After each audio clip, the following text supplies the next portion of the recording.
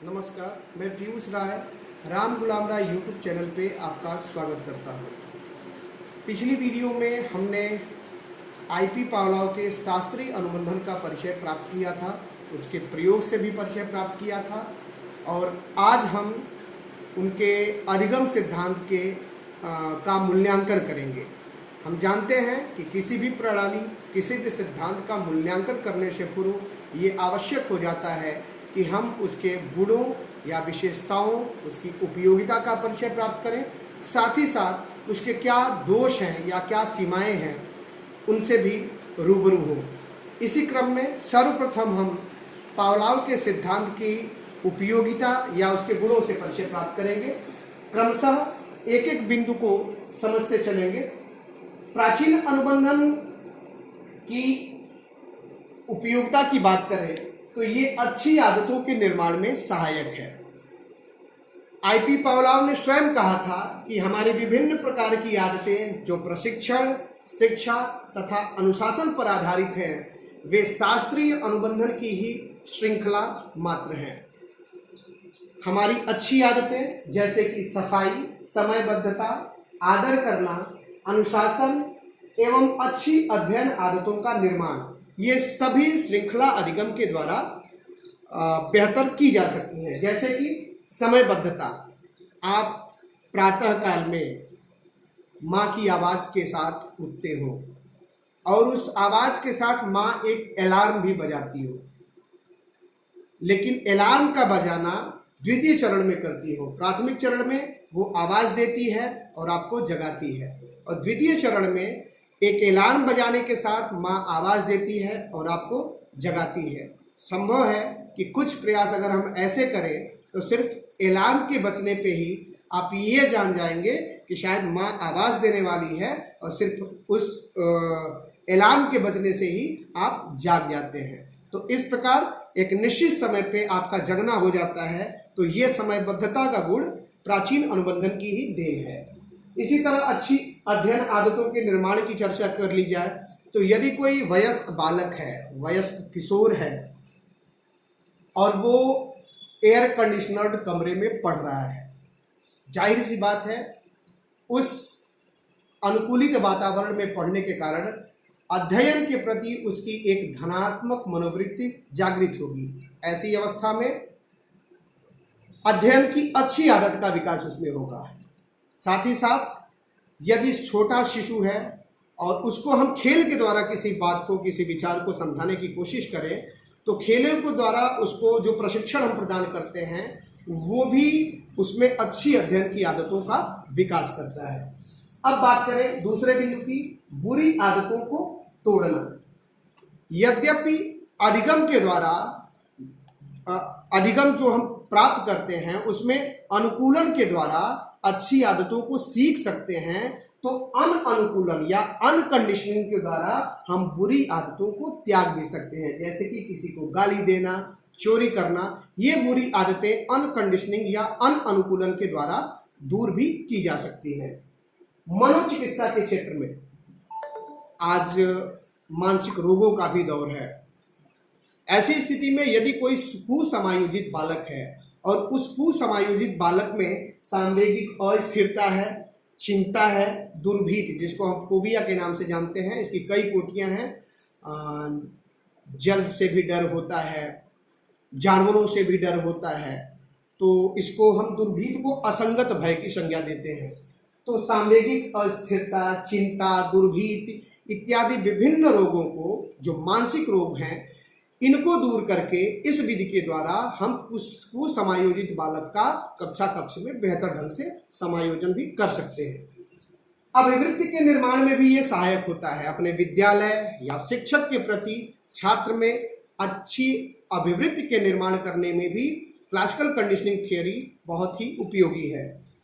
पशुओं के प्रशिक्षण में जो पशु पक्षी हैं उनको विभिन्न कलाओं में निपुण करने के लिए हम क्लासिकल कंडीशनिंग थियोरी का उपयोग करते हैं। जैसे कि उदाहरण देते समय जब सिद्धांत हमने बताया था, तो हंटर के द्वारा एक शेर का पिंजरे में चले जाना, इसका उदाहरण हमने दिया था। तो ये प्रक्रिया आप सर्कस में देखते हैं। तो सर्कस में एक शेर को हंटर के द्वारा पिंजरे तक पहुंचाया जाना भी क्लासिकल कंडीशनिंग थियरी का ही एक उदाहरण है।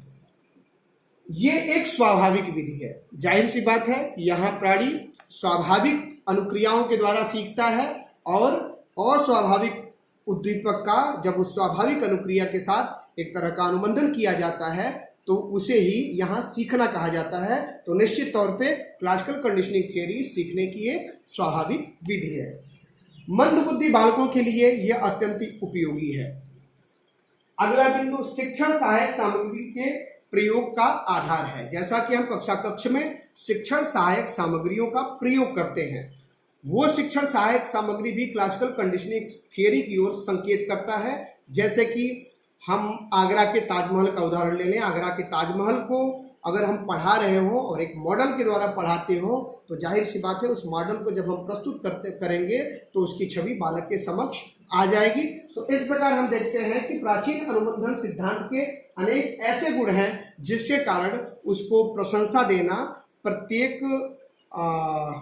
छात्र का दायित्व है, प्रत्येक अधिगमकर्ता का दायित्व है। लेकिन यह भी सही है कि किसी भी सिद्धांत या किसी भी प्रणाली में यदि अच्छाइयाँ भी हैं तो उसकी कमियां भी आती हैं। तो अगले पक्ष की तरफ चलें। इसके गुण उपयोगिता से आप परिचय प्राप्त कर चुके हैं। अब आवश्यकता है इसके दोष या सीमाओं से परिचय प्राप्त करने का। पहली सीमा या पहले दोष के रूप में आता है अधिगमकर्ता का निष्क्रिय होना। जी हाँ, यहाँ जो सीखने वाला है वो थांडाइट की बिल्ली और आगे आने वाले स्किनर के चूहे की तुलना में निष्क्रिय भूमिका निभाता है। उन दोनों के प्रयोज्य सक्रिय थे, लेकिन पावलाव का कुत्ता या सीखने वाला जो अधिगम करता है यहाँ निष्क्रिय भूमिका निभाता है। अगला बिंदु है ये यंत्रवत अधिगम कराता है। वो निष्क्रिय अधिगम करता एक यंत्र या मशीनी प्रणाली की तरह अधिगम करता है, जबकि सच्चाई ये है कि मनुष्य मशीन नहीं है। उसके पास बुद्धि है, उसके पास विवेक है, उसके पास चिंतन करने की क्षमता है। मनुष्य परिस्थितियों का दास नहीं होता, उसमें वो क्षमता होती है कि वो परिस्थितियों को अपने अनुकूल बना सके। लेकिन यहाँ जो अधिगम किया जाता है वो मशीनी प्रणाली की तरह किया जाता है। जो सिखाने वाला जिस ढंग से सिखाएगा उसी ढंग से आप सीख सकेंगे। यहाँ अस्थायी अधिगम होता है, क्योंकि जो तटस्थ उद्दीपन है, जो बिल्ली जो कुत्ता अधिगम करता है, जो घंटी बजाई जाती है, जो तटस्थ उद्दीपन है, वो तटस्थ उद्दीपन बार बार प्रयुक्त होता है। यदि भावी भविष्य में उसकी बारंबारता में कमी आ जाती है तो ऐसी परिस्थिति में स्वाभाविक तौर पे संभव है कि जो अधिगम किया गया है वो विस्मृत हो जाए या उसकी फ्रीक्वेंसी जो है वो कम हो जाती है। हाँ, इस सिद्धांत में सूझ, समझ और अभिवृत्ति की भूमिका गौण हो गई है।